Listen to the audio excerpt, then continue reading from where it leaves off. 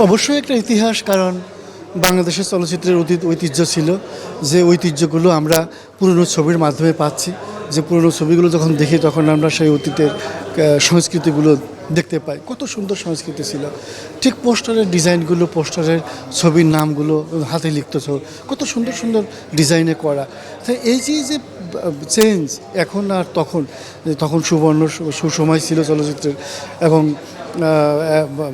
বাংলাদেশের চলচ্চিত্রের একদম মোক্ষম সময় যদি আমি বলি যে 80-90 দশক, 70 দশকে, সেই 70 দশক, 60 দশক, 60 দশকে অতটাই হয়নি, কিন্তু 70 দশক থেকে একদম বিস্তৃতি ঘটে।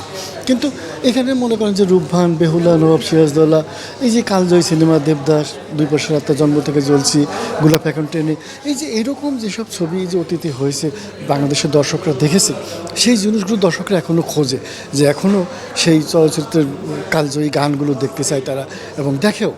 এবং যখন এই সব সিনেমার পোস্টারগুলো কোথাও প্রদর্শিত হয়, তখন অনেকে গিয়ে পাশে দাঁড়ায়, একটা ছবি তোলে, একটা স্মৃতি রাখে, কারণ সবাই তো তখনকার দর্শক।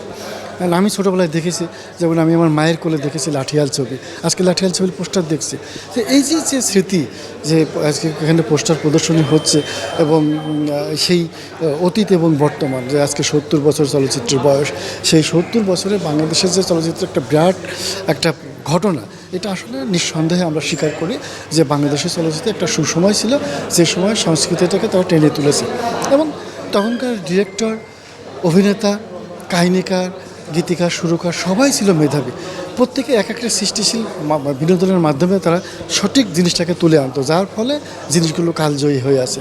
কিন্তু সেই জিনিসটা এখন আমরা হারিয়ে ফেলেছি, সেই ঐতিহ্য আর নাই। কারণ এখন যারা আসছে তারা না গবেষণা করে, না এ নিয়ে ভাবে, এই ভাবনাটাই শেষ হয়ে গেছে, যার ফলে এখন ভালো কিছু আমরা পাচ্ছি না। কিন্তু এইভাবে থাকলে তো হবে না। আসলে সরকার এগিয়ে আসছে, আমাদেরকে এগিয়ে আসতে হবে, মিডিয়া এগিয়ে আসছে, গণমাধ্যম এখন আন্তর্জাতিকভাবে সব কিছু স্বীকৃত। তো সেই ক্ষেত্রে আমাদের সবাইকে ভাবতে হবে যে আমরা সুস্থ সংস্কৃতির চর্চাটাকে আমরা আরও জন্য এগিয়ে নিতে পারি, এবং সেটা আপনাদের মাধ্যমে, টেলিভিশনের মাধ্যমে হতে পারে, প্রিন্ট মিডিয়ার মাধ্যমে হতে পারে, অনলাইনের মাধ্যমে হতে পারে। অর্থাৎ সুস্থ সংস্কৃতির বিকাশ, সেই বিকাশটা যেন খুব দ্রুত হয় এবং স্থায়ী হয়। তাহলে অতীতের চলচ্চিত্র যেমন এখন কালজয়ী হয়ে আছে, আমাদের এখনকার কাজগুলো এরকম কালজয়ী হয়ে থাকবে। এইটা।